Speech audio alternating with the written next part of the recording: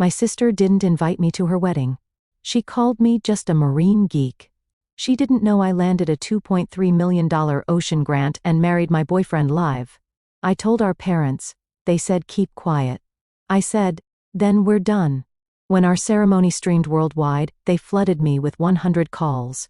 My sister handed me a tissue at her engagement party and said, clean yourself up before you embarrass us in the photos. The whole family laughed.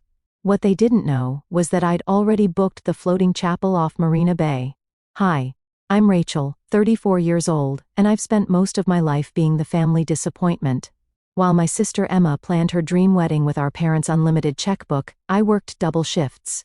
As a marine biologist, saving every penny and sleeping in a studio apartment that smelled like low tide.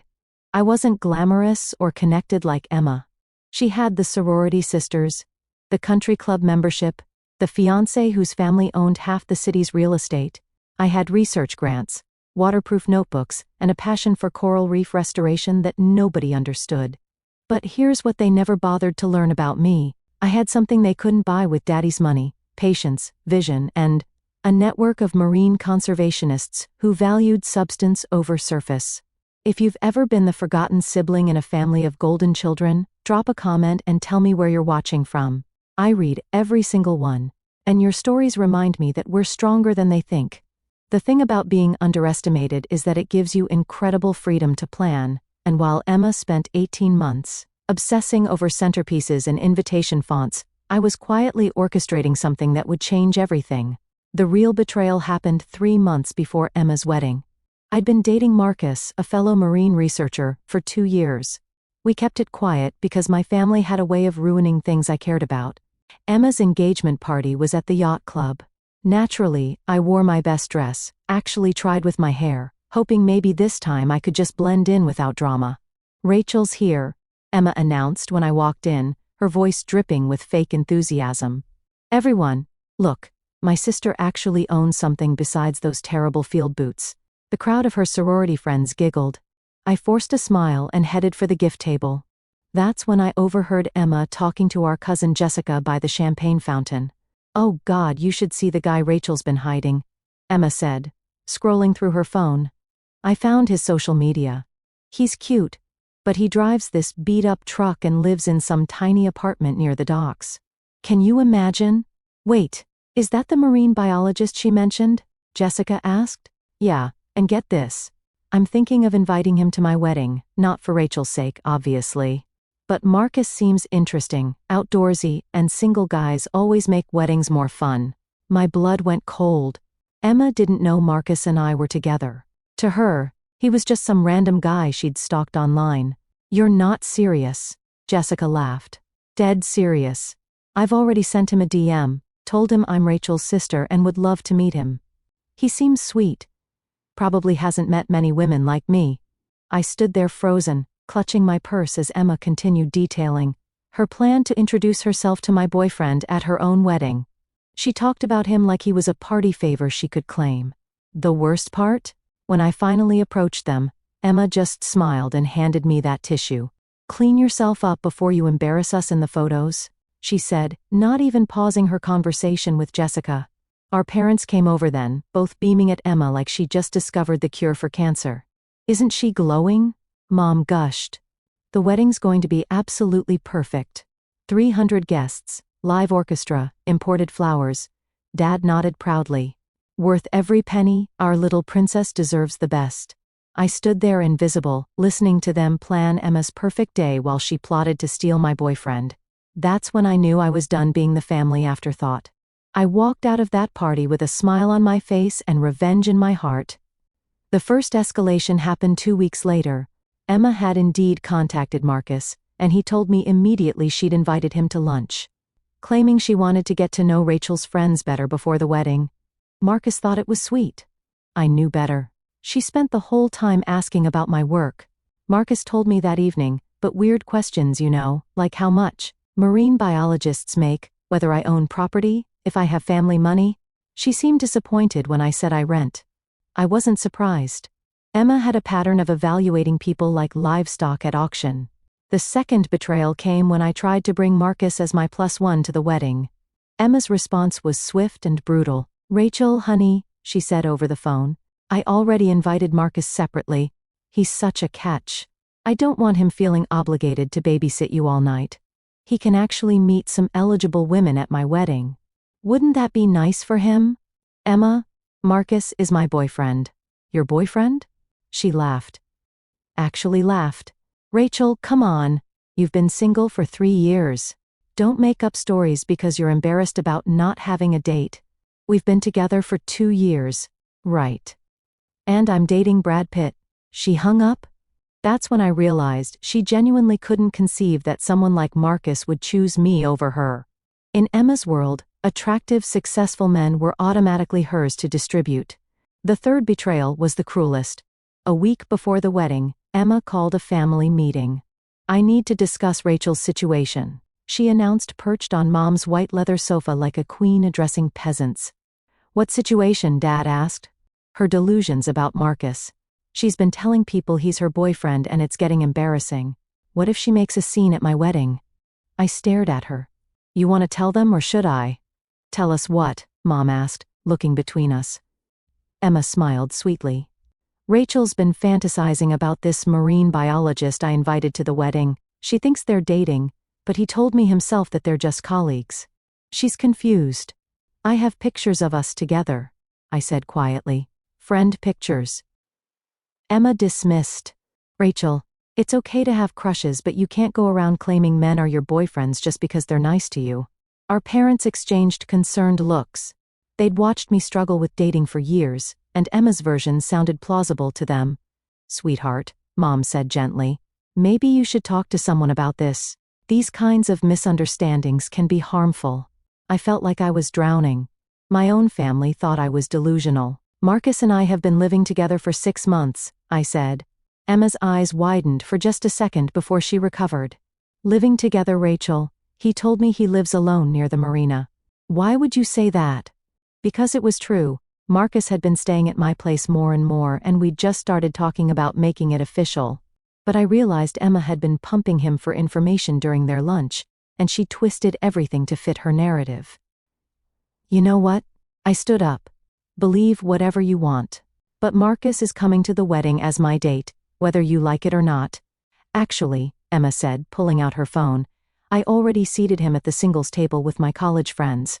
They're all so excited to meet him. That night, I sat in my tiny apartment staring at the walls. My family thought I was a delusional loser. My sister was actively trying to steal my boyfriend, and in 5 days, I'd have to watch her parade around. And a dress that cost more than my annual salary while treating Marcus like her personal entertainment. But, as I sat there feeling sorry for myself, I remembered something. 3 months ago, I'd received an email that changed everything. The Oceanic Research Foundation had approved my grant proposal for the coral restoration project. Full funding, 3-year commitment, and they wanted to film a documentary about it. I'd been so focused on Emma's drama that I'd barely processed it, but suddenly I realized I had options Emma couldn't even imagine. I opened my laptop and started making calls. What Emma didn't know, what none of them knew, was that my worthless career had just taken a massive leap forward. The email from Dr. Sarah Chen at the Oceanic Research Foundation sat in my inbox like a hidden treasure. Congratulations, Rachel. Your coral restoration proposal has been selected for full funding, $2.3 million over 3 years. We'd also like to discuss the documentary opportunity and the possibility of establishing a permanent research station. I'd been so stunned when it arrived that I'd barely told Marcus, let alone my family. After years of scraping by on small grants and temporary positions, I was about to become the lead researcher on one of the most ambitious marine conservation projects in the Pacific. But there was more they didn't know. Dr. Chen's foundation had connections I'd never dreamed of. Tech billionaires who funded ocean conservation, Hollywood producers who wanted to film the documentary, even a luxury yacht manufacturer who specialized in research vessels. We're thinking of something unprecedented. Dr. Chen had said during our video call, a floating research facility that doubles as an event space. Donors love being part of the mission, and what better way to showcase ocean conservation than letting them experience it firsthand? They wanted to launch the project with a media event, something that would generate buzz and attract more funding. Dr. Chen had suggested a symbolic ceremony, Maybe a dedication or ribbon cutting. That's when the idea hit me. What about a wedding? I'd suggested. Nothing says new beginnings like a couple committing to each other while supporting marine conservation. Dr. Chen had loved it. Brilliant. We could film it for the documentary, show how science and life intersect. Do you know anyone who might be interested? I'd smiled for the first time in weeks. Actually, I might have the perfect couple. Marcus didn't know about the grant yet. I wanted to surprise him, and honestly, I wasn't sure I believed it myself. But as Emma's wedding approached and her cruelty escalated, I started planning. Something that would show my family exactly who they'd been underestimating. They thought I was the failure, the embarrassment, the sister who couldn't even get a real boyfriend. They had no idea I was about to become the most celebrated marine biologist of my generation. 3 days before Emma's wedding, I finally told Marcus everything about the grant. The documentary, the yacht, and about Emma's plan to steal him away from me. She what? Marcus stared at me across our tiny kitchen table. Rachel, why didn't you tell me sooner? Because I wanted to see how far she'd go, I admitted. And because I needed time to plan something bigger. I showed him Dr. Chen's emails, the grant paperwork, the yacht specifications. His eyes got wider with each document. You're telling me we could get married on a research vessel in front of cameras and it would launch your career? Our careers, I corrected. They want you as the marine ecosystem specialist.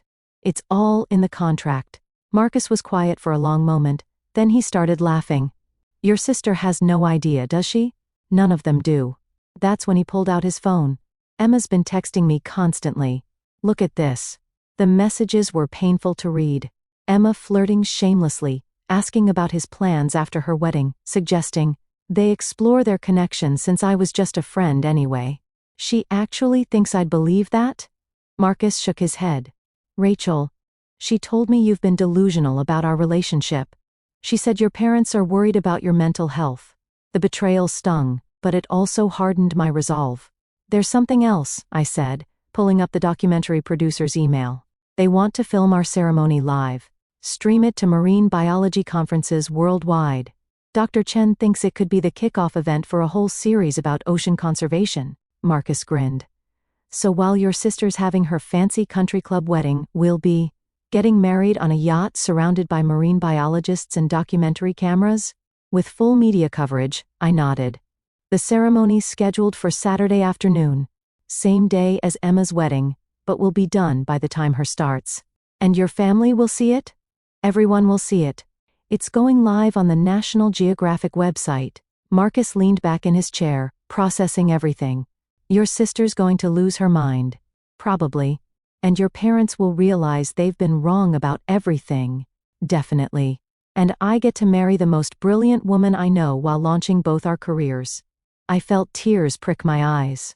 After weeks of being told I was delusional, having Marcus believe in me felt like oxygen. If you want to, I whispered. He reached across the table and took my hands. Rachel, I've been ready to marry you since our first research dive together. I was just waiting for you to feel ready.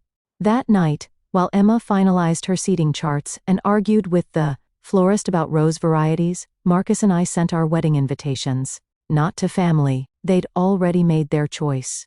We invited our research colleagues, conservation donors, and documentary crew. The yacht was booked, the cameras were scheduled, and Emma had no idea what was coming. Saturday morning arrived with perfect weather. While Emma fussed over her hair and makeup at the country club, I stood on the deck of the Coral. Crown, a 200-foot research yacht anchored in the crystal blue waters off Marina Bay. Dr. Chen had outdone herself.